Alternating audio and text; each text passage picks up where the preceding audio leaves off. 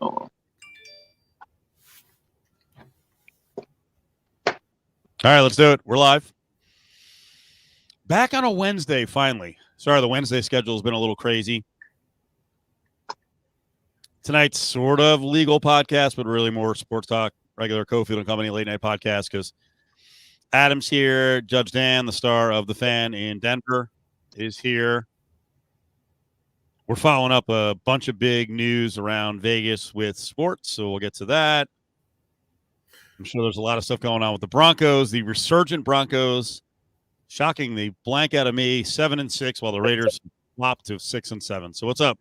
I will just say this. Mark Schlereth, who is a member of the, was it 87 Redskins with the Hogs, won a championship. The 98 and 99 Broncos with John Elway won 2 championships. Gave a speech. We had an event. He gave a speech tonight and said the greatest team he's ever been on is The Fan, the current radio. Yeah. Team. So, I couldn't believe it. I totally believe him. Who's currently signing his checks? Well, he gets a much larger check from Fox where he does the broadcast games. I'm sure. Well, maybe not. I don't know how much those guys make, but yeah. But if he spoke at the Fox Christmas party, he'd probably say that's the greatest team he's ever been on. Well, why would he? No, that wouldn't be honest, would it? No, I'm teasing. I'm teasing. But it was a good event. We had a good event. We did the party, the Kurt Warner movie. We had an advanced screening of the American Underdog. Actually, it was well done. Cofield would have been bitter through the whole thing. But, that's not right. But no, it was a good movie. I enjoyed it. No, believe me, I would have been bitter. Adam, our show is the worst when it comes to sports movies. Adam will completely ruin it if it's not totally accurate. Because believe me, we haven't even gotten to the Sean Payton, Kevin James thing, which I want to give it a chance, but between John Von Tobel and Adam, I'm like, I don't want to talk about it at all with him. It's got no shot. Well, then he would flip out because there's one sequence where he breaks up with Brenda. The tornado hits her parents, wipes them out. He proposes to her, marries her, and wins the Arena Bowl, or goes to the Arena Bowl championship and wins it all within a week. Goes to Arkansas and back. All this happens in a week. And I'm like, that didn't happen. And so, yeah. Adam, why do they do that? Why do they do this? Do they think? I was going to say, do they think audiences are that dumb? Yes, audiences are that dumb. People are that dumb. We talk about this all the time. The general public is absolute fucking morons. So you have to make a movie that's not. Why not just make the real movie? Why not make Moneyball about the greatest pitching staff of all time that the Oakland A's had, and instead of never mentioning them? Why do you do this with movies? Make them real. Movie, Moneyball, an entire premise built around Scott Hatterberg. No mention of Tim Hudson, Barry Zito. Did they have huge contracts? And Mark Mulder. Did they have huge contracts? They actually weren't massive at the time, but they were paid pretty well, yeah. But they made it seem like this team, this scrappy underdogs, only won because of which I love. I love the concept of Moneyball, but make it the real movie. Sorry if it's boring, I don't care. Make it real. I want reality. So I watch documentaries, I guess. Yeah. Should we be celebrating or lamenting the end of an era tonight? The Urban Meyer era? Yes. Yeah, well, I was gonna, thought we might explore the contractual end of that just while we're, doing a legal podcast. But, man, what did this guy think? I mean, did he think he could just get away with this stuff? His stuff didn't stink, that he could just sashay in and just, do whatever he wanted and just no humility whatsoever. He would literally just walk into the NFL and just pull off, whatever he wanted, and it would just work. He would have no problem adjusting, and the entire college playbook would just work at this level. Did he really think that? Did he do no research before he took the job? Dan, I think you were onto something at first. So what did you want to say about the contract? Well, how much was the contract? So it's gonna be interesting, right? Because one side's gonna say, and there was a little bit in the statement that Colin put out was like, well, basically trying to say, he had lost confidence, he had lost trust. So there's an event, right? That we had cause. There was impropriety here. We wanted to give him a chance to correct his behavior, right? His behavior was not up to standard, kind of an HR term, right? We gave him a corrective plan, a PIP, something along those lines. He failed to meet standards, improve his performance. So therefore, we're now going to say we termed him due to not, his failure to improve his performance to the standards of, basically conduct. We're firing him for cause now because of his conduct, which there will be language in the contract. Now, do you think he's just going to say, "Well, yeah, you're right. There was a failure on my part to live up to the terms of the contract, so I guess I'll just kiss that." I don't know. I don't know. What's the contract? $50 million? I don't know what it was. So, yeah, you're right. I'll just go home. Bye. No, but what I'm getting at is I would argue it's tough to dispute over the last week to 10 days. Urban Meyer hasn't done everything he could possibly do to get fired. Like, he pretty clearly wanted to get fired. I would read it as, I don't know how much of a Seinfeld guy you are, Dan. When Costanza had a job lined up with the Mets, and they were like, "We can't hire you. You're employed by the Yankees." So he had to try to get fired by the Yankees, and did everything he could, including like wearing Babe Ruth's pants, dragging the World Series trophy around. He wanted to get fired. Urban Meyer wanted to get fired. No, I can't go with you there because he's not. So if I'm reading you right, you're saying, well, he wanted to get fired so he can go take X job in college. Now he's unhireable in college. No, I don't think he wants a job. I think he just wants to get the money and sit at home. Well, he won't get all the money. He'll get a buyout. Like they'll go, not a buyout, but they will reach a settlement, right? Just like we talked about this with Gruden. Like some people are saying, I don't remember, it may have been Watkins, because Watkins and I fight about this stuff all the time. No, he says, Dan, no, the letter of the law is you have absolutely no standing here. And I say, Justin, that's not how the way it works. I understand that's the principle, but they will come to an agreement. And then, of course, I'm always right. They come to an agreement, right? And there was an agreement because they had cause to fire Gruden, but Gruden's not just going to go, oh, sure, I'll just wave goodbye to that money. And he got money. They paid him. They came to an agreement, and Gruden went his merry way. Right, but no, I mean, there's still a lawsuit, right? I mean, in the case of the Gruden situation, his issue isn't with the team; it's with no. But he got paid by the team. The team could have said, "We're not paying you a dime because we're firing you for cause."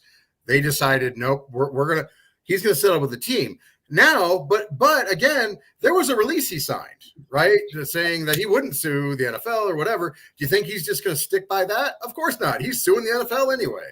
So, well, I think again, but I think there is like it's important to look at the differences. Like, he came to a settlement with, and I think there's going to be a settlement in this case too. But he came to a settlement with the Raiders so he would resign and not get fired. And he was like, I'll resign and get you out of this trouble, but you're going to pay me a certain percentage of the rest of my contract in order to do that. In this case, like, Urban Meyer was just daring them daily, like, go ahead and fire me. Like, I mean, telling their assistants are losers and then not defending it by saying it didn't happen, but defending it by saying, I'll find out who this person is and I'll fire the leaker. And then all these other things that keep coming out. Well, yeah, he's not once the employee. They're not coming out every day.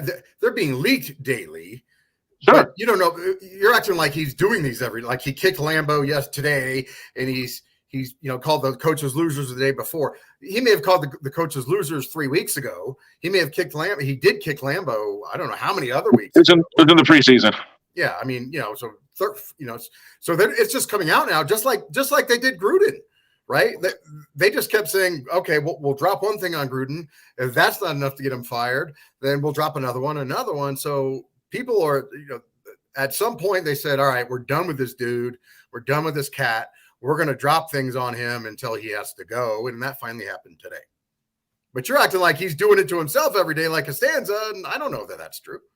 I mean, I think think he helped leak out the assistant coach stuff. I also I think he started laying the groundwork in the how could you, some of the things that he did. All right. I think less of Urban Meyer than almost any human being on the planet, as Steve knows. I think he's among the worst people that have ever lived. And I've said this for a long time. Aiding and abetting, I still think he should have been charged in the Aaron Hernandez case, but that's a whole other thing. I think he's a horrific person, but nobody on the planet could be that dumb to do the things that he did, including hiring the most toxic assistant coach on the planet, who was let go for being a racist, and then being like, oh yeah, I want that guy. And then that was right around the same time he was kicking his kicker and telling him, I'll kick whoever the fuck I want. That's a quote. I'm not cursing on my own here. That's a quote. He's doing these things that are so above and beyond any realm of reality of how a human being thinks they can act. What other explanation is there? He's just that bad of a person? I mean, I think he's awful. I don't think he's that awful. He's been trying to get fired since the preseason. A lot of that stuff is football. That's not football. Yeah, talking crap to kickers is football. Kicking them? Well, what did he do? He kicked him. What did Lambeau say? He said he didn't kick me as hard as he could, but it was. He said I'll put it a 5 out of 10. It's something I've never experienced before. Something that's never happened to him. And then they talk smack to each other. I'm not condoning it. I'm not saying it's good. I'm not saying it should happen. Hold on. Don't ever fucking kick me again, and I'll kick whoever the fuck I want to. That's not talking smack. Yeah, it is. That's exactly what it is. It's coaches. Dude, listen, and he just passed away this year, so I don't mean to speak ill, but if you ever watched Adam Gibbs, the offensive line coach for the Broncos, coach a practice, you wouldn't consider that exchange anything. Some coaches, they can't get anything out of their mouth without screaming an obscenity at a player. And I don't know how Urban Meyer treats people. Apparently not very well. Not well. Josh Lambeau. Josh Lambeau has played for between high school, college, and 30 teams in the pros. He's played for 100 coaches. He thought this was completely unacceptable and out of line. Well, yeah, it is. But of course, for example, we have Tyler Plumbus, who is a journeyman lineman on our station. He says it's not an everyday occurrence, but it certainly happened a lot where coaches. He said he had seen coaches smack guys up in the head, both sides of the head. It happens quite frequently that coaches lay hands on players. Not every day, but certainly enough that you notice it happens. You remember it. It's not appropriate in today's NFL. Of course, PC. It certainly cannot happen. You cannot lay a hand on another man. But you got to remember where Urban Meyer's coming from. He's always been college, the top dog, and in college, you utter a word, your career's over. Okay, if you said anything at Ohio State, you get frozen out. Remember, for example. Dave Bliss. Remember Dave Bliss, the guy at Baylor? Do you remember the documentary that came out on Showtime, I don't know, 4 years ago? Abar Rouse was the assistant coach who helped blow the whistle on Dave Bliss, who's on tape trying to set up his players to cover up a murder of another player. Abar Rouse was the good coach, the assistant coach. He's out of coaching. And there is Krzyzewski spoke out against him. Yeah. A bunch of coaches spoke out against the guy that spoke out. Yeah, all these other coaches are sticking up for Bliss, and Abar Rouse is out of coaching. He works in the prison system in Texas now or something like that. So that's the environment that Urban Meyer's coming from. And he obviously doesn't know any better, I guess. He's a moron. I don't know what to tell you. And a despicable human being, which I feel like, Steve, is this vindication for me? Adam Hill's like Hitler, the dude that created COVID, Urban Meyer, right there. I don't know. No, Urban Meyer is closer. He's second. Okay. Yeah, I've been saying this for a long time. Fruity Time tweeting at us. Didn't you guys call this the day he got hired? I didn't. No, I tried to be a voice of reason. Adam smashed him.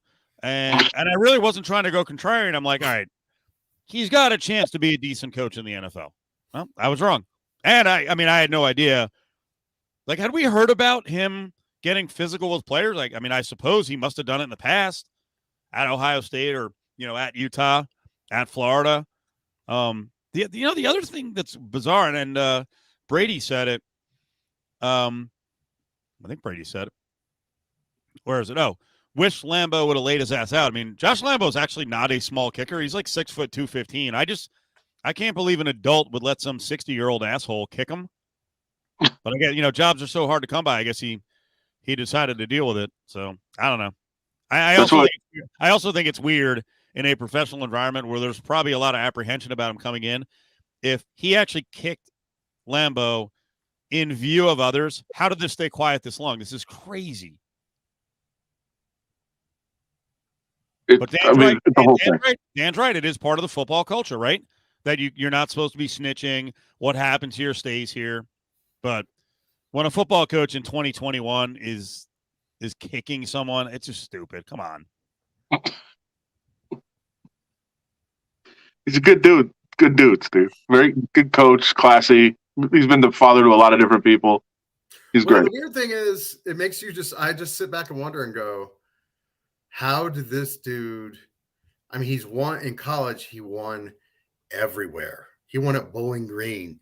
He won at Florida. And he goes to Ohio State and wins immediately. Like, how does he get one? How is he so effective at recruiting?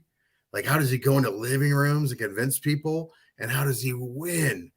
Like, we just got Mario Cristobal back at the U. Yay, I'm excited. But he has problems coaching, right? Like, like, how does Urban Meyer so good at it? And he's I don't know, man. Like, how is he so effective? And he's done it everywhere. Like, it's weird to me. What about Brady's comment here? If Lambeau reported it to the team, do we have some sort of legal action? Yeah, I guess. But I mean, again, what you have to remember is when you talk about legal action, damages. Okay. What would Lambeau's damages be? I mean, he wasn't injured, right? I mean, he's out there admitting I wasn't hurt. Did he get cut afterwards? I don't think so. Right? I mean, it's a workplace, and okay. So my feelings were hurt. There was no indication that there was any retribution after that, and then he suffered anything. It was just, I cursed back at him, and that was the end of it. Okay, well, so I don't know what the lawsuit, how far it would go. I mean, could he possibly have some sort of cause of action? Maybe. I just don't know what you would recover. A hostile workplace. Well, again, people are have this mistaken impression that a hostile work environment is a cause of action. It's not. You can use a hostile work environment to prove a legitimate cause of action, that helps with your lawsuit. But okay, let's say even if it was, okay, all right, great. The judge says, yep, you win. Hostile work environment. What were your damages? Well, did you get fired? No. Okay. Well, did you have to go to the doctor? Have therapy costs? No. Were you unable to, continue marital relations with your wife? Well, no. I mean, did you have any actual damages whatsoever? So then we could hit him with some consequential or special damages? Well, no. Can I make the claim? Make what claim? I'll tell you how it affected me as a kicker. I didn't have the support of my coach. He kicked me, talked trash, said these things to me that were completely out of line and not something that's normally done in a football setting. It panicked me. It put me in a state of the stress and the pressure that he put on me by doing this and by hitting me led me to miss those field goals early in the season that got me cut from the team. Did he get cut? Yeah. So his psyche was damaged. What's more important to a kicker than confidence and psyche? Okay. Well, how are you going to prove that? well, I've been a successful kicker for 10 years in the league, and all of a sudden I go to this team in Jacksonville and I go 0 for 3 on field goals and okay, now 5 for 7 on extra points. Now, you going to get on the stand and say that? What's going to happen to your career when you just testify I'm a head case kicker? Well, I'm 31 years old or whatever he is. Are you going to do that? I'm 31 years old. Yeah. It's right here in the AP. It's right here in the Yeah. AP write-up. Most accurate kicker in franchise history. Lambeau's been dealing with confidence issues. Look at that. Yeah. I called this. Yeah. So this is from September. Yeah. One, he didn't say that today during his quote. Two, you're essentially going to end your career. You get on the stand and say that. It's over. That's going to be your His legacy. career's over. Oh no. He's still going to try. I mean, kickers, By he's the way, got 10 years. He's got 10 What if he does? What if nobody signs him? Yep. Morton Anderson kicked till he was 45 years old or whatever, dude. I'm saying. You guys just said I'm it. He's saying. risking his career by coming out and saying this, which, by the way, is exactly why he should be watching podcasts like this. This guy should have lawyered up before he said anything. You are an idiot. Yeah. Yeah. No, I would agree. I would agree He with could have that. kicked. Yeah. He could have kicked 10 more years, and he couldn't because Urban Meyer kicking him ruined his confidence. Yeah. Now you got to remember, you got to get Dre to believe that too. By the way, think don't think. Now you got to. Go back to the beginning. I was going to say, go back to the beginning of this, Dan. Back to the beginning of this. Urban Meyer having some sort of lawsuit. If he tries something, you don't think there's going to be more stories coming out from the Jaguar side? Because this ain't the only. I mean, we've already heard this isn't the only thing he's done. Sure, but I mean, when you're talking about, and I don't know if Brady, did you look up how much the contract was? But when you're talking about that type of money, they always settle. They always do, right? Just because the legal fees on each side, it's not going to trial, but the cost of the litigation alone will dictate. Yeah, they're going to say, dude, we have this much on you, and he's going to say, well, you really want to test this? You really want to there are reasons employers don't want to take something for other reasons, right? There are other issues they don't want to litigate all the way to trial in these contracts as well. They don't want to set precedents on something that may be unrelated to Urban Meyer's conduct. But wouldn't, I mean, I know you indicated there, but wouldn't the counter from the Jaguars, like Shad Khan has unlimited money, he's got lawyers working for him every day. It's never that simple. Wouldn't he say? Donald Trump said that all the time. Oh, I want to fight this. I look forward to going to court. I want to go to trial. I'm going to go to jury. I'm doing this. They always settle. It doesn't matter how much money you have. I'll just throw my lawyers at it. It's not even the money though. What I'm saying is, Urban Meyer, if they were to force him to go to court on this, with all the stuff that they almost certainly have on him, his career's over if this goes to trial. It's over, and that's broadcasting, coaching, anything. The stuff we've heard is only the tip of the iceberg. Well, okay, but that also cuts both ways, right? You don't think Urban Meyer also has embarrassing information about the Jaguars organization? Like what? They suck? Everybody knows that. You don't think so you think organizationally they're saints? You think Shad Khan, runs a tip-top organization, and Urban Meyer doesn't have things that he can expose about the way they operate. He doesn't have secrets from within that organization. He could also leak out and. Well, it's not even leaking. If you expose it at trial, he could do that as well. Sure, but I was going to say, trial-wise, what's the relevance of what they've done? Like, if Shad Khan is, I don't even know if he's married, if he's cheating on his wife, so like, what's the relevant? Like, if Urban Meyer is, that's relevant. If Shad Khan is, it's not. Well, that will bring the environment all together and say, well, I was operating within the confines of this organization. And this and that, and were you spelling that like KHAN fines? Hey, fines. Yeah. So, there'll be depositions. That's one of the reasons. For example, in the Broncos ownership suit, you want to know why that thing's getting done? That we'll have a new owner for the Broncos here by March. Depositions. They marched Roger Goodell into a conference room. He had to give a deposition. He was embarrassed. He was angry. He was pissed. And then he said he walked out, felt betrayed by, allegedly felt betrayed by, who he thought was his good friend, Joe Ellis, allegedly, and said, I can't believe what's going on here. What a crap show this is. This is over. You guys will resolve this and get this done. Or by March, or you're, $10 million a year fines, and we're not putting up with this anymore. Otherwise, who knows how long this mess in Denver would have gone on for. So I know it sounds simple. I know it's all, sounds like, oh, well, he's rich. There's no reason for him to settle. Then we hear the same thing with, the Washington State thing, right? Oh, it's on their side.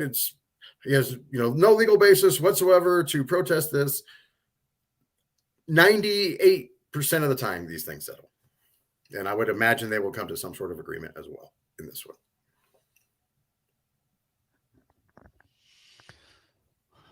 Poor Urban Meyer. For example, I'll just give you an example. I'll give you an example. I was at a school, right? We had an employee. I won't go into too much specifics because I can't. We had all the money in the world. She had no leverage. We were 100% right. All my fellow board members said, Dan, we can't do this. We can't afford to send that message to pay her off. All the other teachers and staff members will all hang us out to dry. And I was the board president. I am a lawyer, but I was, first off, I'm not an employment lawyer, and I'm not acting as a school's lawyer. I go to our counsel.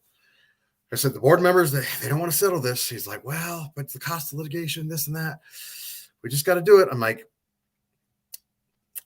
can't do it. And, then we go to an employment lawyer, and, eventually far enough down the road, these things get settled. Now you might put the squeeze, you might put the hurt on the other party to, dissuade others from putting you in that situation.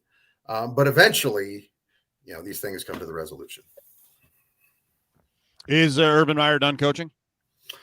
Boy, how old is he? 62? I think he's just coming up on 60. 60? Yeah. Nope, not even. Nope, he's only 57. Yeah, if he wants to, he'll be back. This thing will blow over. I think he'll be back in the college ranks.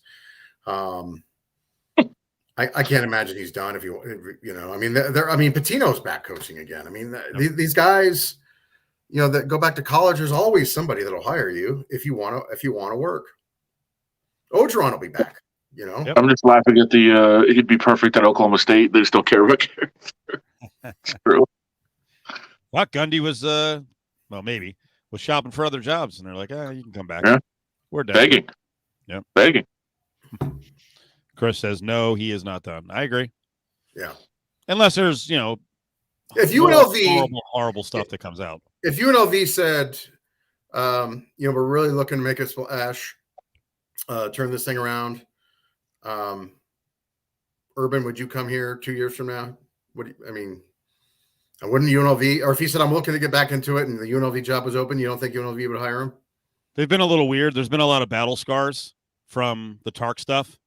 So every time, football's never really been the case, but every time with the basketball program, we've talked about, some scallywag like Pitino or someone else coming in, a controversial guy. It's been, the school just hasn't gone for it. So you want the list of schools that would hire him?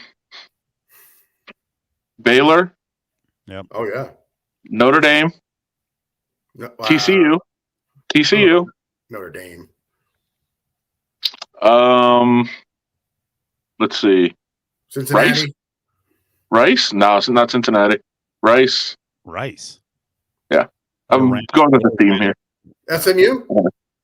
SMU. Yep. Thank you. There's a theme. Your point about, anybody being able to coach, and Pitino has a job. You were just explaining to us the story of Dave Bliss. For those of us in Las Vegas, you don't have to. You know that Dave Bliss got a job like 3 years ago? Yeah, the high school there, right? Yeah, coaching a high school in Las Vegas. I was part of an investigative team. We did a big story on him that eventually got him fired from that job. Yeah, what happened there?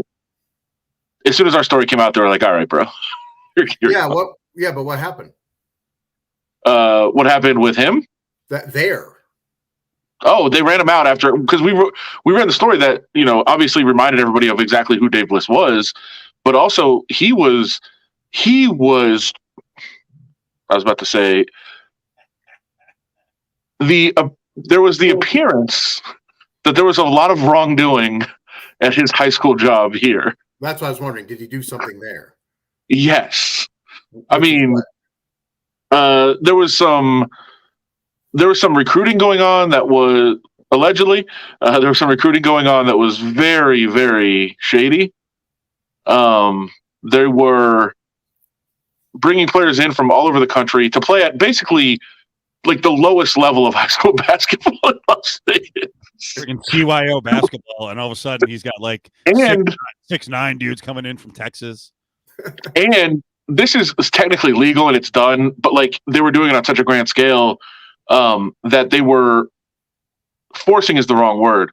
They were encouraging their players to sit out a year of school so that after their 8th grade year, so that they would be 16-year-old 9th graders and then start at 4 years. Well, you know, Adam, you grow a year intellectually as well if you sit out. Just saying. Sure you do. You're a year smarter. And then they were like registering them in the programs that they weren't supposed to be playing in. If you're sitting out of school, you're not supposed to play in these programs. And they were just doing like the fact that he wanted to come. I'm trying to be careful. The fact that he wanted to allegedly do some shady things to win at the level he was coaching at in Las Vegas is insane. Like they were running kids without doing anything. They were like blowing teams out like 105-8, like before they even started doing all the shady things. That's because like they Petro's girls program does. No, the great part here is Adam's lecturing us on Dave Bliss putting way too much importance into that level of basketball, and then when Adam starts talking, just like Petro, when Adam starts talking about how old were the girls that you were coaching? 8. Yeah. Right. And you're screaming at the referees and trying to friggin' circumvent the rules. And no, hold on. Here we go. They circumvented the rules. Okay. We went. So Dan, yes, and it was probably being carried away. We were trying to cheat. We were trying to make sure other teams didn't cheat. Is the thing. He said we're trying to cheat. We went, and I said we weren't. They were. We went undefeated. Blew teams out, and then in the playoffs, they let teams cheat to give other teams a chance against us, and I wasn't having it. Oh, okay. Well, so did I stop the championship game and say we're going to leave if they didn't start enforcing the rules? Yes, I did, and I stand by that decision. Coach Yost. Sounds like Coach Yost. So awesome. Commendable. So Dan, there's no zone defense. What are you doing? So there's no zone defense. They were playing zone. So at one point I yelled at the point guard, stop right there, to our point guard. She stopped, and I said to the ref, who on earth is this girl right here covering? Tell me right now. 8-year-old. Yes, they were 8. It should have happened. Yes, they should have enforced it. Why didn't Granny write about that? He should have. Yeah. Which, by the way, legend has it that Ed Graney is every bit your equal in terms of being a lunatic coach with the juniors, around Las Vegas. I don't think lunatic's the right word. Not the best rep. I've got sources.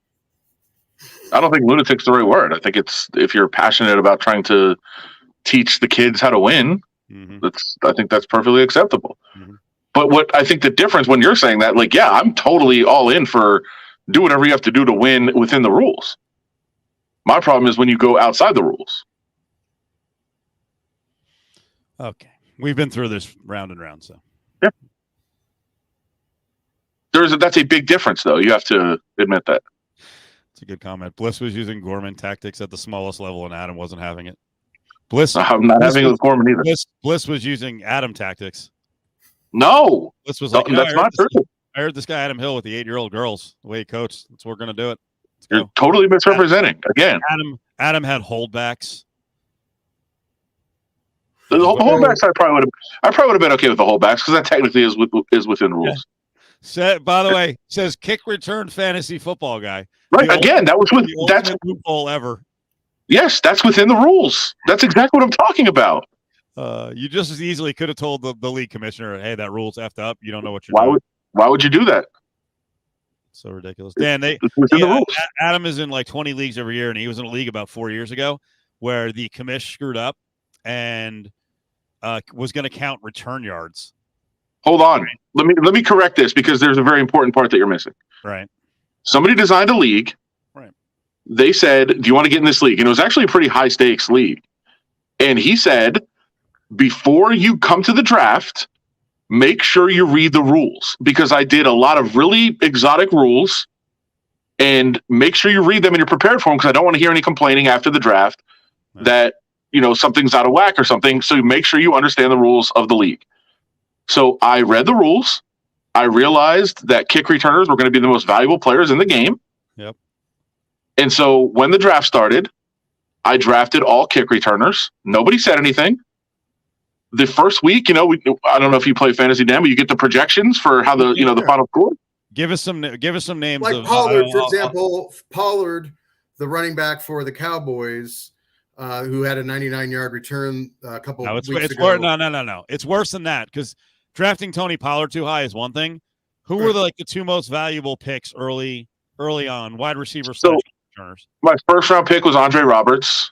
From the Bills, who returned punts and kicks. Yeah. And then Erickson from the Bengals, who now is somewhere else. But he returns punts and kicks. These guys haven't been drafted in fantasy football ever. And Adam's first two picks are Roberts and whatever the hell Erickson. And Erickson. Whose fault is that, though?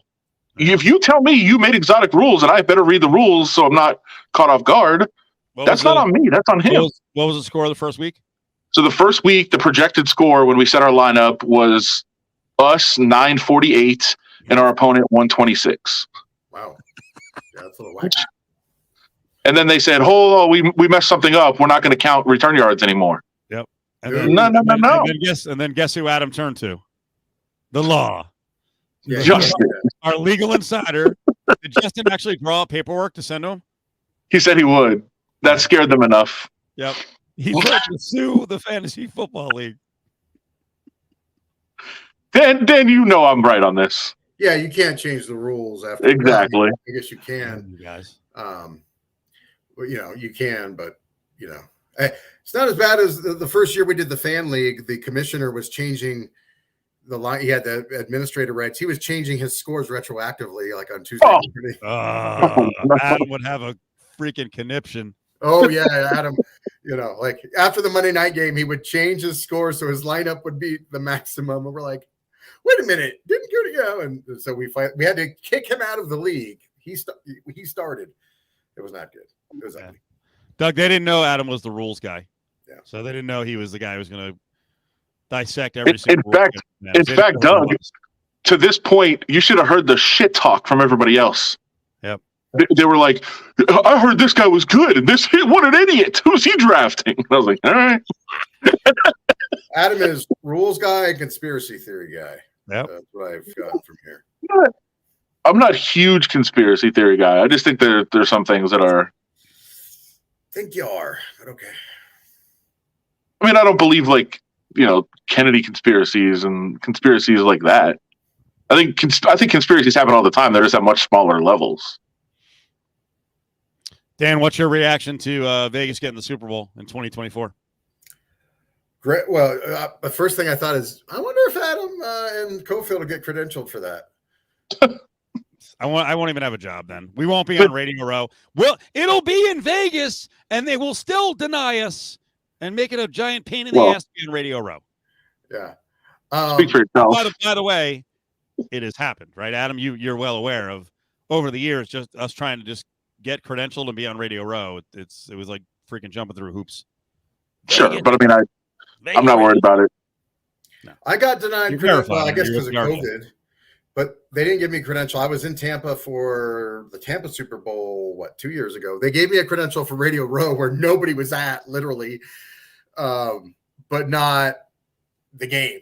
I'm like, there's nobody here. Why can't I go? It's COVID. And so I was like, whatever. But It's actually the one place that shouldn't be excited about getting. Actually, I don't think anybody should be excited about getting a Super Bowl, but I think this is a disaster. I mean, it's gonna be fun. It's gonna be great, but for the city, I think. Listen, more people come to Las Vegas Super Bowl week than go to the Super Bowl town. Like, it's not going to bring more people to town. It's going to cause a headache for people with traffic and everything else. We have more people come to Las Vegas than go to the Super Bowl every year. right, but it will still bring more people to town. You think people are going to go, oh, I was going to go to Vegas because I go there every year for the Super Bowl to bet, but I'm not going this year. Screw it, because the Super Bowl is going to be in town. Of course, But it's going to be the same amount of people are going to come. and more people are going to go because they're going to the Super Bowl too.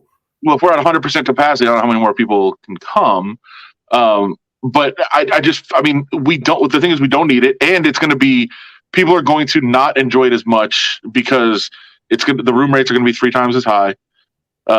So it's going to be the same amount of people coming, but they're just paying 3 times as much.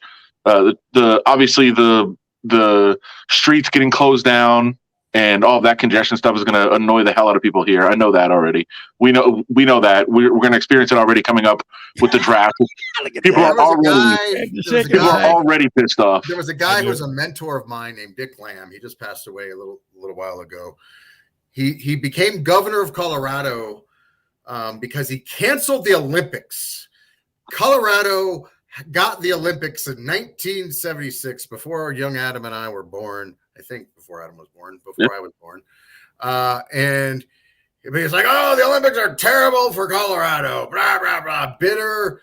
We used to call Steve Mr. Bitter, but, Adam was just, oh, we got the Super Bowl. You got the Super Bowl. You got a beautiful stadium. Enjoy it. Right.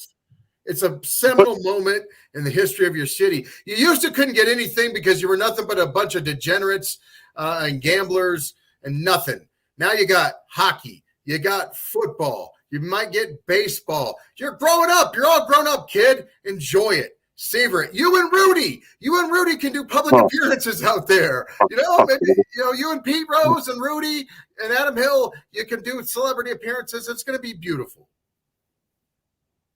I'm saying, I mean, it's very cool that it's happening. It's just people. I'm saying people are not going to be happy. It's cool it's happening, but I'm going to be miserable. It'll be traffic and room rates. I'm saying other people. I'm saying other people because, as I think Doug was already pointing out, like it's the draft is going to be just the people are going to be so mad when we get closer. The streets are closing for a month. Do people know that? A month for the draft. What are they going to do for the Super Bowl? 3 months? People here are going to be furious when it actually happens. Just like they're going to be furious when the Super Bowl actually happens. It's cool. Like, the reason the Super Bowl is good for Las Vegas, for all the reasons that we know, it's the PR, it's the advertising for a week, it's all the other cool things that go on around it. Like, hey, it's a commercial for Las Vegas, and it's acceptance in the general sports world. All those things are very cool. But the logistical aspect of it on a weekend where we don't need it, because again, not more people will be coming here. Actually, I would go and argue right now and say I'm going to predict less people come to Las Vegas that year for the Super Bowl than come any other year. I think you're wrong. I'll make that bet right now. Yeah, Looney Tunes. I will say it is interesting. I don't think they researched the number enough, or they didn't realize they needed to lie more. Today they said they're like the Super Bowl in 2024, Super Bowl 58 will generate $500 million. So I look back in the RJ, you guys did a story on 2019 and it generated $425 million. Like, who put this together? Like, you got to look back, double it, you idiots. Because now if we really throw that number out there, we're like, okay, we're generating 75 million more. I guess that's good. But there are a lot of things. Well, there are a lot of people who are going to benefit. Obviously, the service industry, unless it turns into the NBA All-Star game, which I don't think it will, they're going to make so much more money because it is going to be a rich person Super Bowl. I also think this is going to bring on a lot of development and building. I think this will spur on that area to develop a lot quicker than it was going to right around the stadium. And currently, Hopefully. I think that was going to get done anyway. We have like 158,000 rooms. My guess is by then we'll probably be pushing like 170,000 rooms.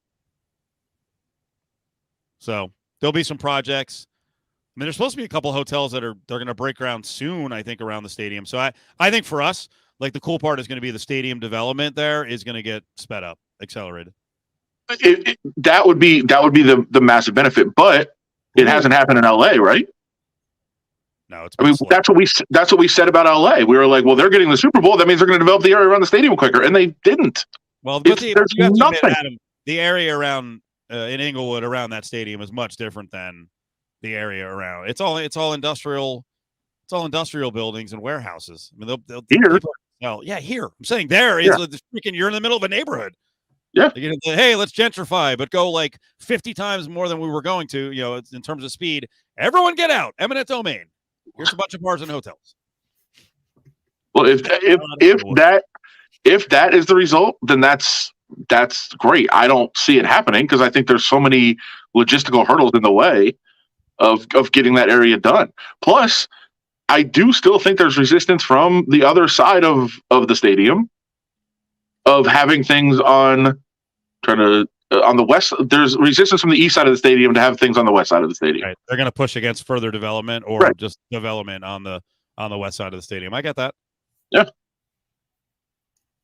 So I mean I don't like you just said. Okay, so we go from 425 million. I would say this year probably 450 to 475 million to 500 million.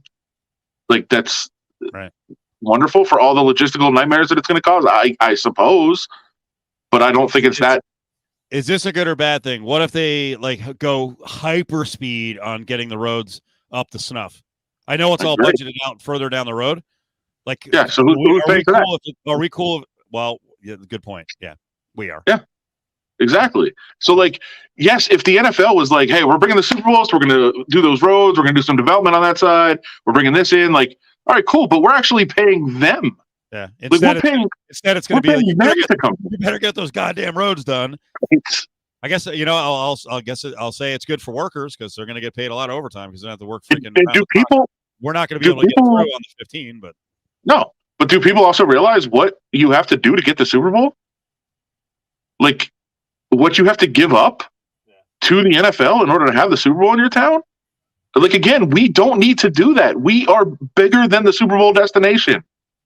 So why are we doing that to get? Again, I love that the game's here. I love all that. It's cool for the city as a marketing tool, but like that is a weekend. We don't need this. Yeah, this is. I mean, for fans on the ground in Vegas, the Super Bowl's not for us. No, nobody's going to the game. Can't even afford to go to the Raiders games right now. Somebody asked today what the get-in price is going to be for the Super Bowl. I mean, what? What do you think? $4,000. Yeah, my guess was $6,000. Oh, really? I was going to say like 1,500, but I guess I'm a moron. 1,500? I am so unaware of what the prices are because I would never entertain them. I just think it's absurd to pay that much money. But there are so many wealthy people who will just piss away money or get comped by casinos because they're going to drop hundreds of thousands of dollars while they're here. It's good for you, Adam. You work in sports, man. You're going to get a big raise at the RJ. It's true. Lotus Broadcasting going to step up with a big raise, man. You're on an afternoon drive. Yeah. By the way, no, man. Adam won't be on that entire month. So, for the radio station, it is of no benefit because we will lose Adam. He's off the show. So I'll do spots from out there. Who call in? Well, plus we'll probably be on Radio Row. I would imagine we'll be on Radio Row if it's here. That's weird, man. It's weird. I don't know what's going on with the sound tonight. I've been yelling all night. You can't hear me? If they start back up, maybe too close.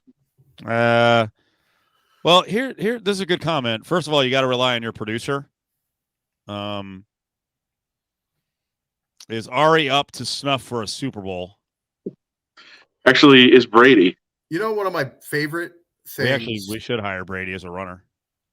My favorite all-time things was Steve and Bernard Hopkins at one of the boxing things. because Steve, in his younger, more piss and vinegar days, is just. I don't know if you were talking about him to go in to fight Calzaghe over in Britain or something. Yeah, but I was. Yeah, yeah, you're right. Yeah, and you're Dude, like, he started. No, I don't think anyone else was there to see it, but he started like pointing at me and getting like really worked up, and I'm like, all right, whatever. And you're like, he was like going after you, and he's like, so what do I got to do? And you finally just went, go to Britain and fight Joe Calzaghe, and he just was like not having it. I think while he was pointing at me, I actually took a picture of him. So I mean, he was kind of into flipping out on me. So whatever. Yeah, it was awesome. But it was Was it like, events. I'm not gonna get threatened by some guy who could knock me out in 2 seconds. Who cares? Yeah. Was it like Tim Sylvia and Sports Pig? No, because Bernard gets it. No, Tim Sylvia was legitimately mad, and I think he was gonna. Do you want to tell Dan that story if he hasn't heard it? I mean, you were there closer than I was, so. Yeah, I don't know. The Sports Pig was but Tim Sylvia was a former UFC champion. He's like 6'8", 280. And Pig was riding him about something. And then Tim Sylvia was like, you know what, dude? I'm going to come over there and smack you right in the face. And this is live on air. And without hesitation, I don't know why I did it, because I never took Tim Sylvia seriously. And I was just like, no, you're not. You're not going to do that. You're not going to touch him. And then I don't know what happened after that. I guess he backed down. So I don't know. I know he didn't like me very much after that. So no, me neither.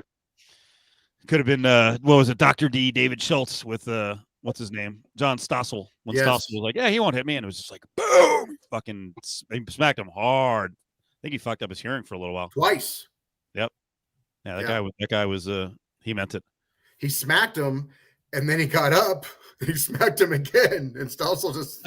I think Stossel actually. The problem was Stossel was arguing about was it real, and right. that set Dr. D off. He's like, oh, you don't think it's real? Boom! Like those, now you see those weird videos up on Twitter and whatever, YouTube, wherever, social media with the smacking contest. Mm-hmm. Like that was a hard, and Stossel's like, tiny, freaking 160-pound guy. Well, yeah, but he claims that Vince McMahon sent him out there to to do it. Well, not to hit him, but to intimidate Stossel. Well, we saw Vince do it with Armin Katayan. What? There was a whole show. There was a whole show down there. With, he was. I'll just tell you. I'll just tell you now, because you guys have seen it.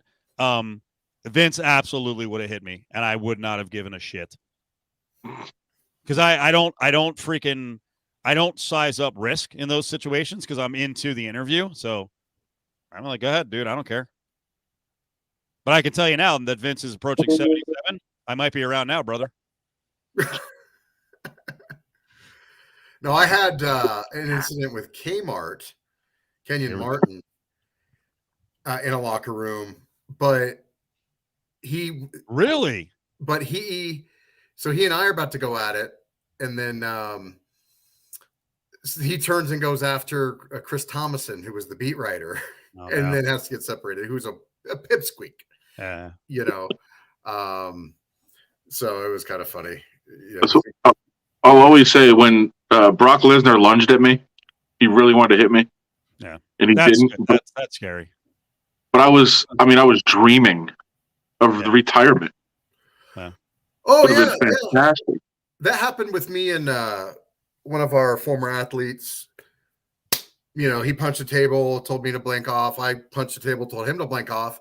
And he comes running up and gets me into the chest.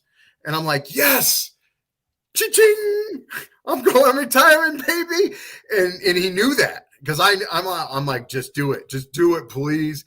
And then so we're screaming so hard at each other, he loses his voice, and he almost can't do that, because it's during the commercial break. He goes to break, mic's off. He punches the table and goes, "Shut the F up, Jacobs." And I'm like, you shut the F up, and he punches the table. I punch a window, and he races around. And I'm like, I'm retired. I'm gonna get his NBA money. Yes. And then the engineer goes to the program director and says, "You got to get in here."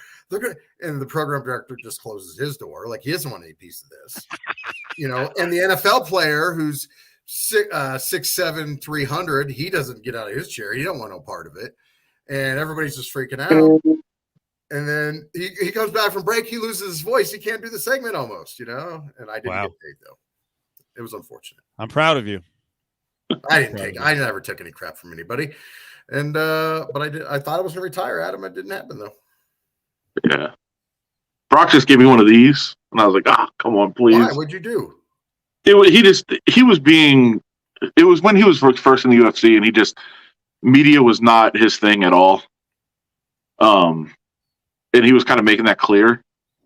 And he had made everybody like jump through hoops just to even talk to him for 2 minutes. And I can't even remember what the question was that he was asked and didn't like it. And I just said, why'd you even come out of here? Like, what are you doing? Like, what's the point of doing this? Why would you want to go through this? It's doing nothing for you. It's doing nothing for us. Like, I don't get it. Like, you have enough money, pay whatever the fine. I don't know. Like, why are you doing this? And he was like, I was like, oh man, please. And I can't remember exactly how but it was along those lines of like, just asking him a question of, okay, if you're not going to participate, why? Like, why make us wait 6 hours? Why make us go to a different location? Why do any of this? Just don't do it. And he was, not happy. Well, did you get it? Did you patch things up? No. I thought he liked you. I thought he gave you like a loving pat on the back one time after a fight. I still think that was a look how strong I am. Intimidating. Yeah, look how strong I am. See, I always contended this is why, when a dude can come in off the street and become your heavyweight champion within like 3 or 4 fights, I really a sport, but that's just me. He didn't come in off the street. He was a national champion wrestler. Yeah, 15, 20 years earlier. He was a one-trick pony, and at the time, in MMA, you could be a wrestler and freaking, just tackle people and lay on top of them. So yeah, I don't know. That's what I'm saying. I don't know that he would. He might not have that success. Well, he wouldn't. He wouldn't have that success. He would. Listen, he played high school football. He couldn't. He tried it for the NFL. He got thrown out pretty easily. Okay, he was a national. He wrestled, and when he was young, and he came in and won the heavyweight title. And you understand that was one of the arts of mixed martial arts. Being a wrestler at that level instantly back then would make you a viable fighter. So, but he's also a physical freak. I mean, he was so goddamn big. He's like one of the rare guys who wasn't a fat ass, who was actually cutting down like 30 pounds to get to 265. So he also cutting roid weight down. Yeah. He also became champion before USADA. And let's not forget, he came into the UFC and lost his first fight. Like, he didn't come in and win. He lost his first fight. And then became heavyweight champion like 3 fights later, right? Yeah, eventually. Yeah. Well, they were going to do whatever it took to make him the champion. Yeah. He was the most marketable person ever come into the sport. Mm-hmm. And they wouldn't pay him. What the heck, man? Oh, they paid him. He said he didn't get paid. What was he making? $1 million a fight? No, he got a lot more than that. He said he was getting about $6 million a fight for your heavyweight champion. Floyd Mayweather was making Floyd and Manny are making $50 million a fight back then. Come on. Shit, Floyd and Conor got over $100 million apiece. I'm talking about back then. It was a joke. Come on, Dana. Let's go down. Let's go down that path. Yeah. Dana White would fight your ass, Dan. You want to be tough with him? Oh, I know him. And when did him and De La Hoya actually going to mix it up? Pansies. All right, Dan, we got to close on this. I was looking for value plays on teams that could make the playoffs in the NFL. I was looking for long odds.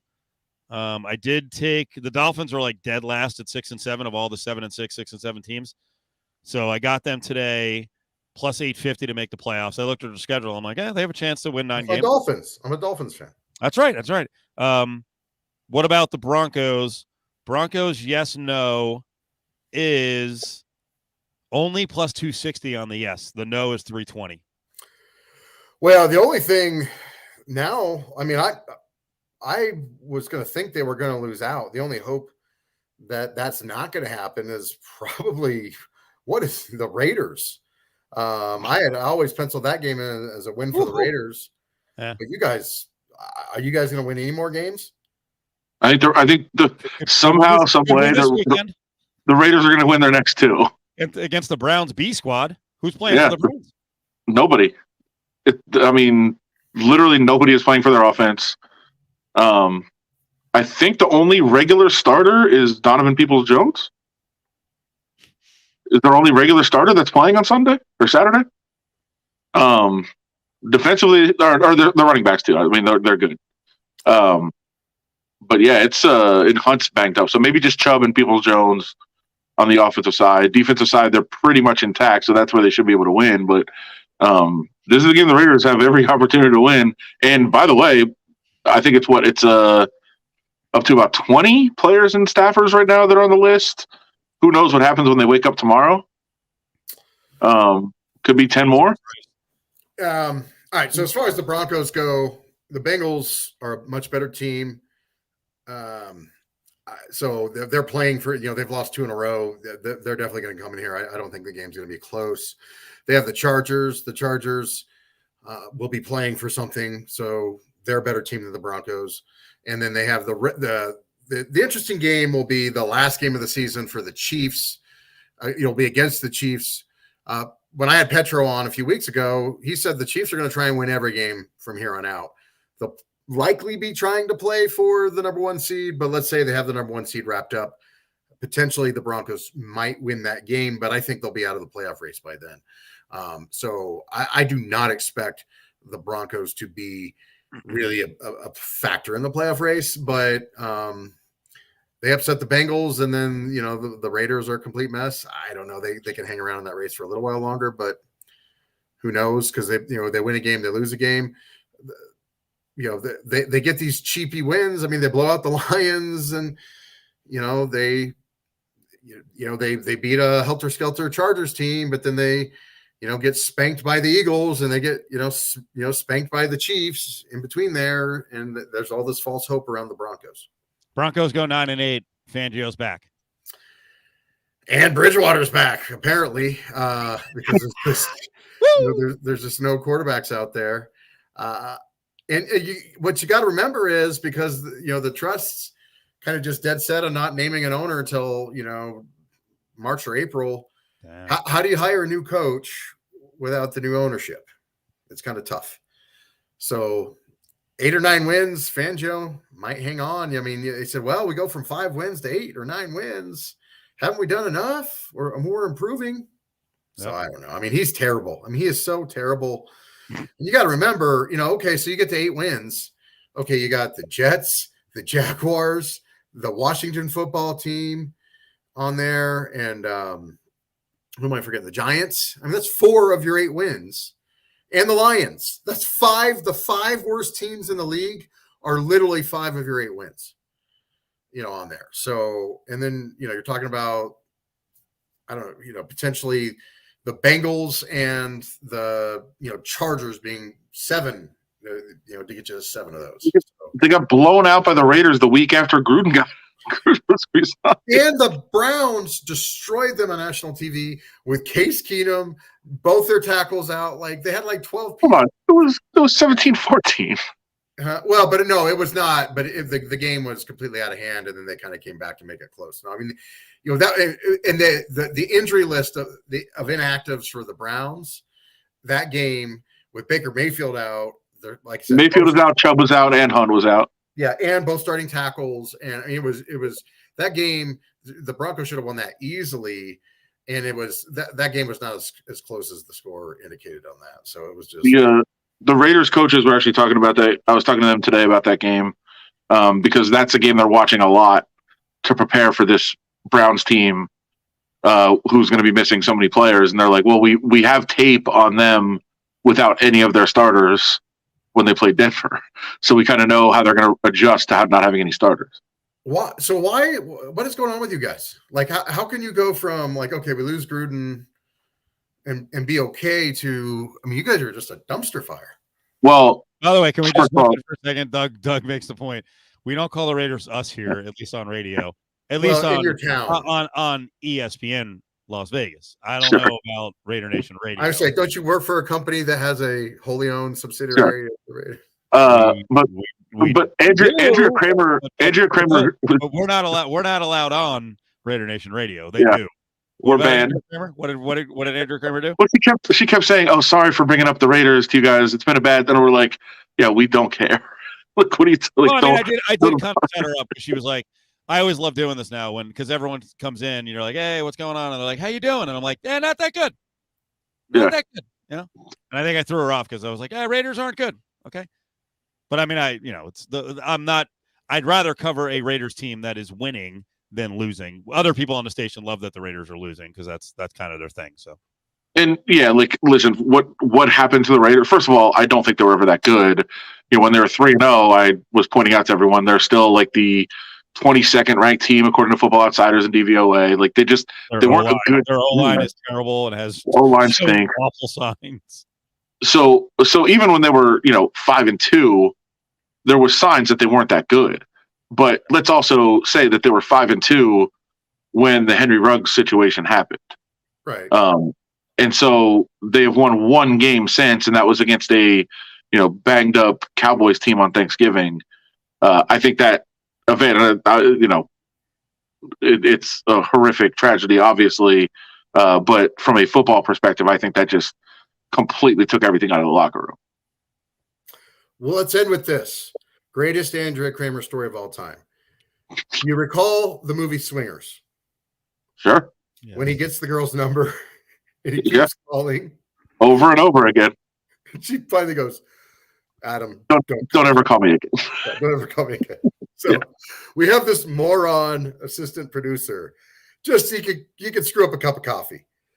One of the hosts says, can we get Andrea Kramer? He does this to Andrea. He keeps calling and calling, and he lies. He's just, and I'm watching this, and I'm like, what is this guy doing? And she finally picks up, and she does the movie to him. She goes, Clyde, don't call. And hangs up. Oh, wow. I'm like, yes. I can't stop telling the story for like a week. I'm like, Andrea Kramer did Swingers to Clyde. It was awesome. That's awesome. Meanwhile, how about Andrea at the end of the interview with us? And she's come on with us probably, 3 times a year. We don't overdo it. But at the end of the interview, made a point to freaking shout out Ari. I was like, okay, Ari's making some inroads here. Nice. He's actually getting guests, and they like him. Nice. And I made a point to tell her to never shout out Ari again. Don't ever do that on our show again. And Brady's all bitter. Brady's like, that's it. I told him afterwards she's banned. That's why Linda Cohn hasn't been on. Linda was a big Chrissy. She was a big Chrissy fan, not so much. Yeah, she's awesome when she comes on. Dan, when do you get back in from the hotel room? The floor. I'm looking at the picture of the floors. They're nice, a little light for my taste, but they're nice. Well, we went natural finish. That's real hickory. Oh, wow. I installed, by the way. Jesus Christ. You are rich. You are wealthy. My God. That's real hickory. So then we had to pick out the stain, and we just said, you know what? Do you care if I put it up on the screen? Yeah, go ahead. Let's see if I can find it here. I don't know. But Brady will like these.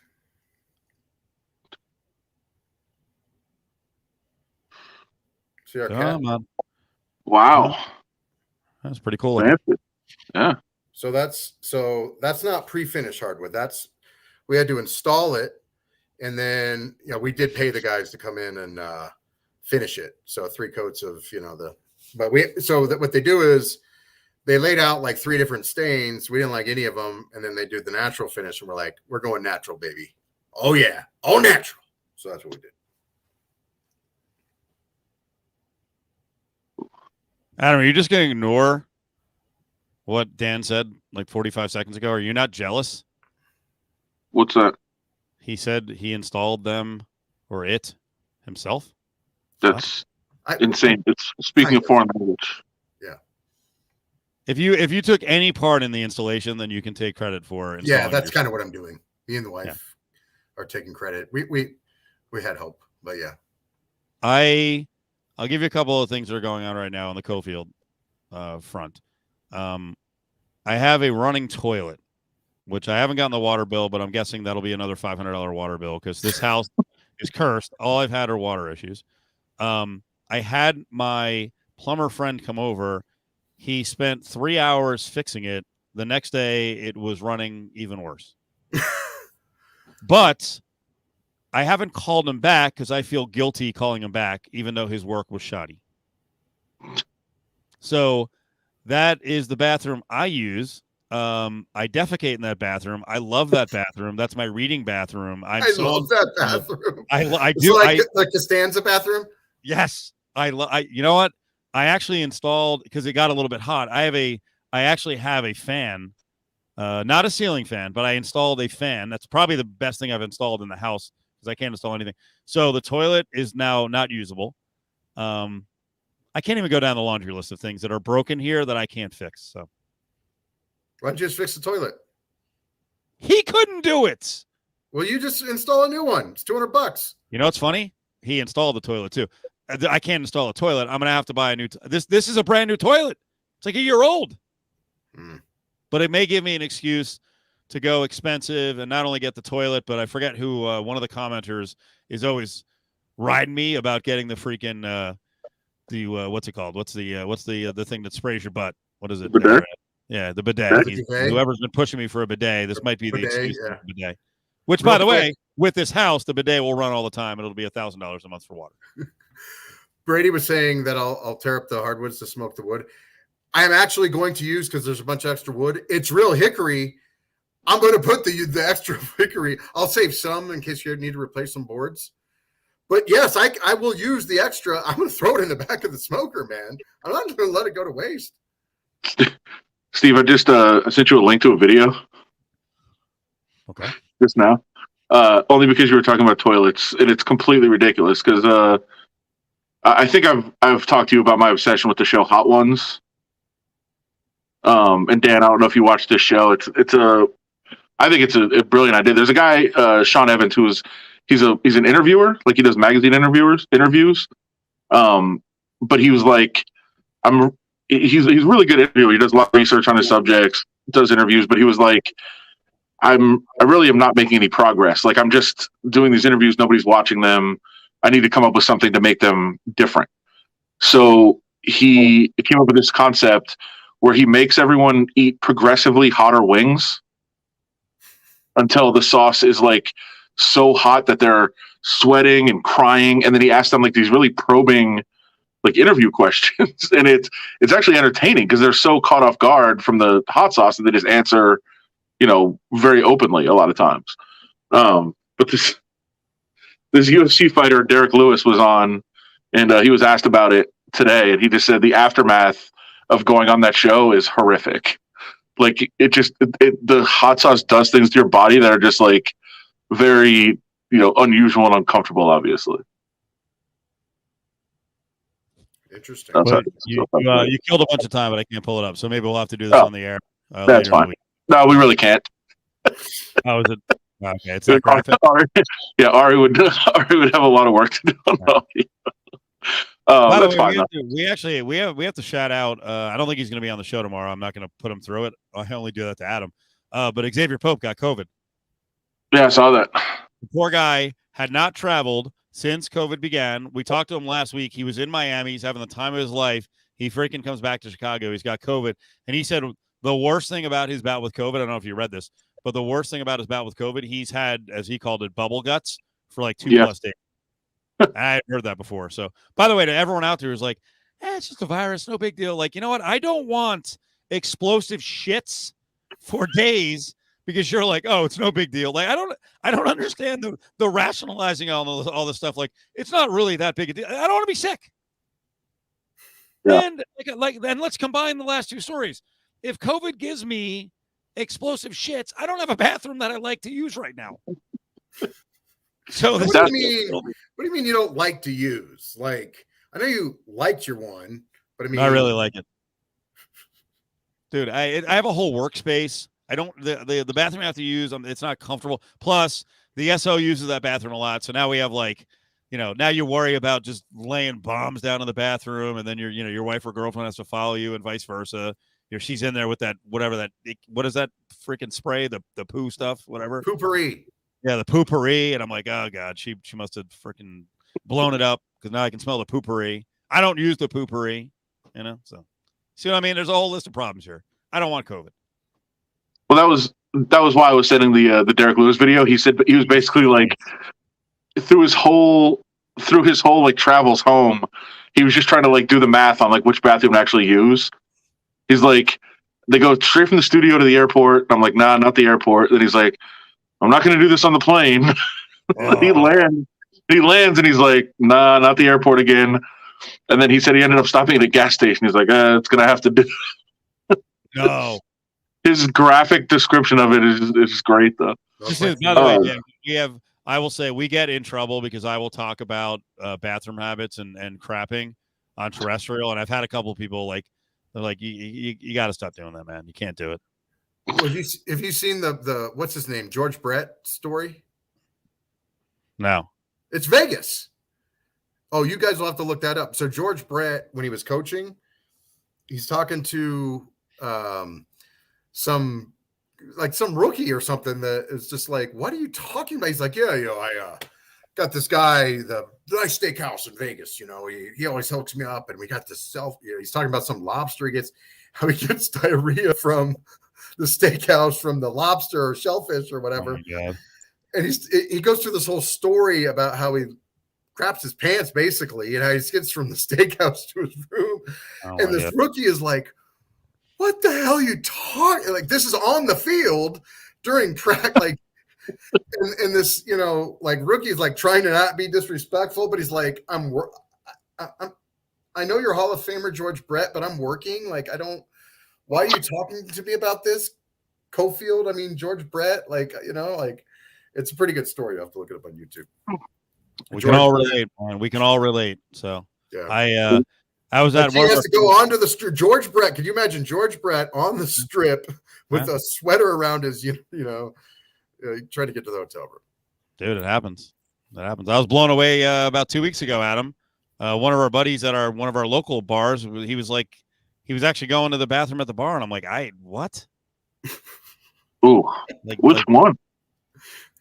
You were there last week. And like, it's not the worst bathroom, but like, it ain't one that I want to be dropping deuces at. Or are you talking about which friend? I was thinking both. I was thinking which bar. Oh, wait.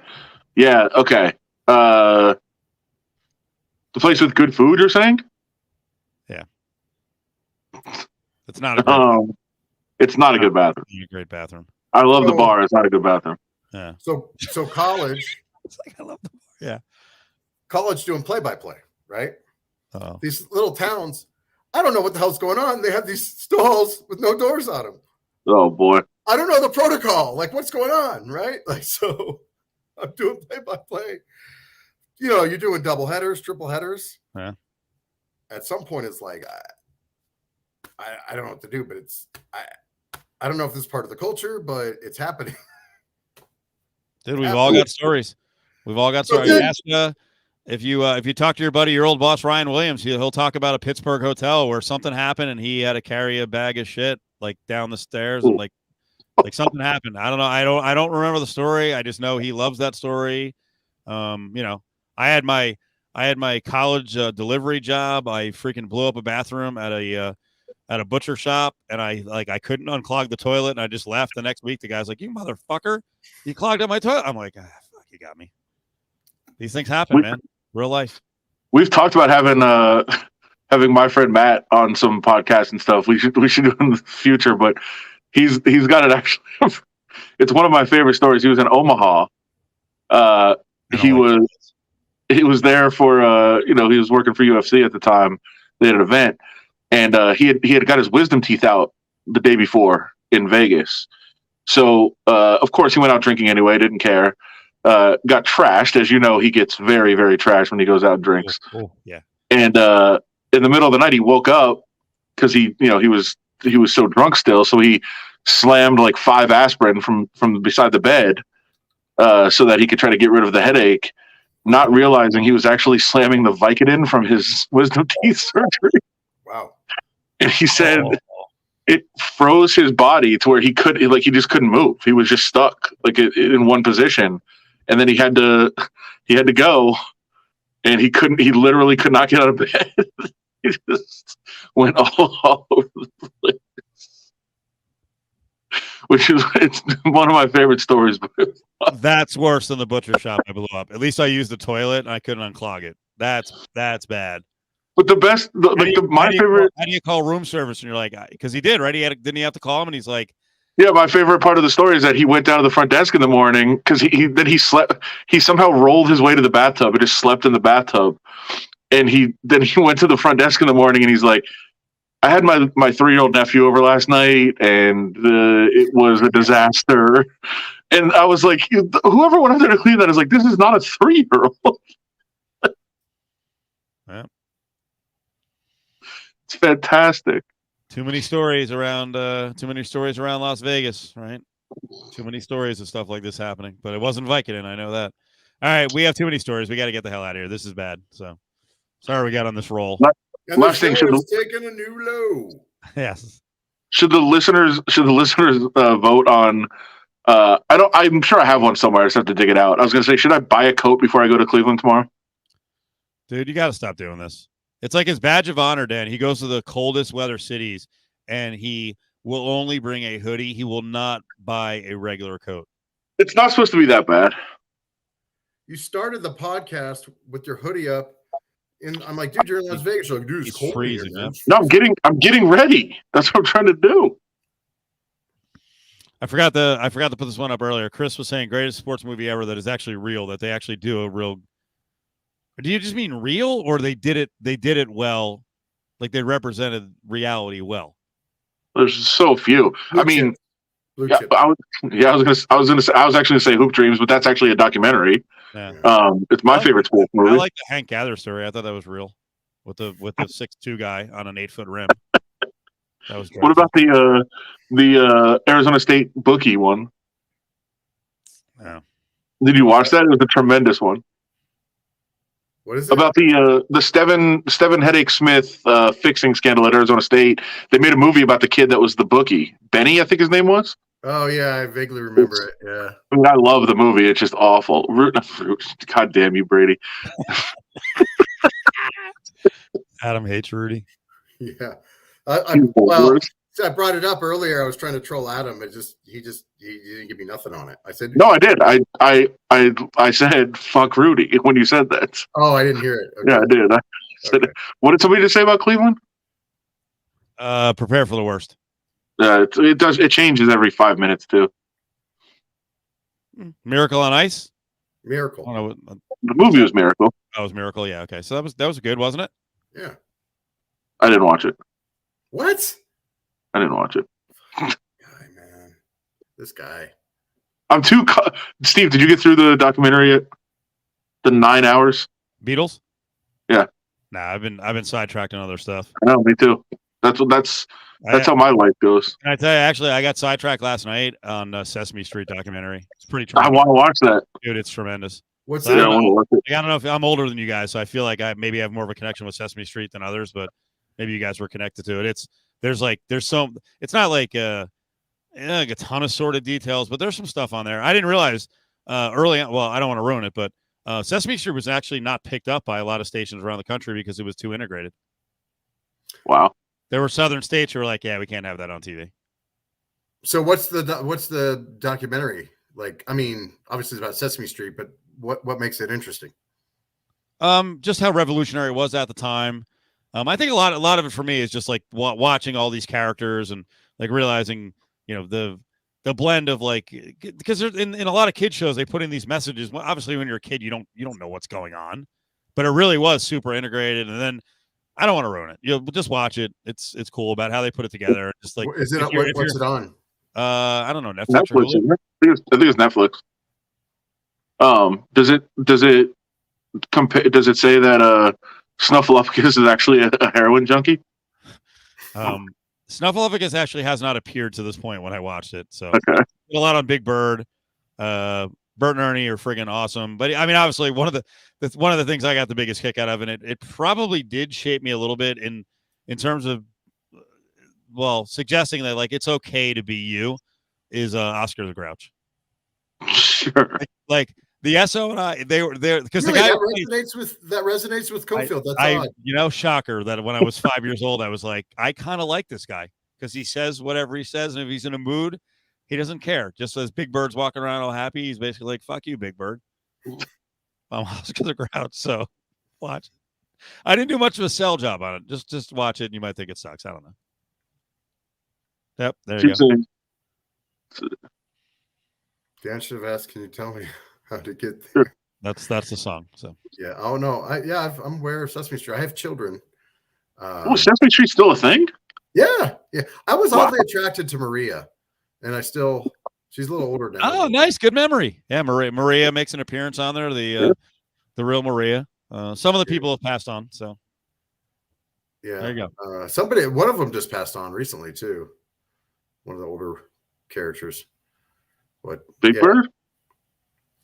Big Bird can't die. Big Bird's a puppet. No, he's a bird. Huh? He's a bird. But he's a puppet or muppet or whatever. He's yeah. Elmo's huge. It's odd that Elmo became so friggin' huge, like commercial success. For Sesame Street?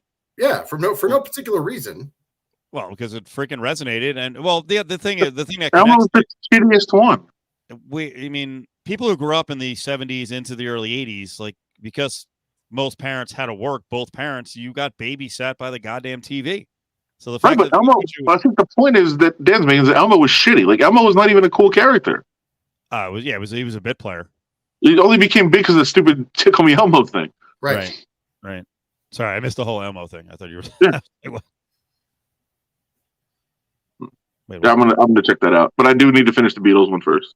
Yeah, well, I have this phenomenon every single time because my bit on my show is I don't like music that much, but I really like things like behind the music or documentaries, and I actually do like the Beatles. I'm fascinated by how the Beatles were able to produce that many freaking hits. Well, like, watch. Yeah, watch the documentary. When you watch it, it is.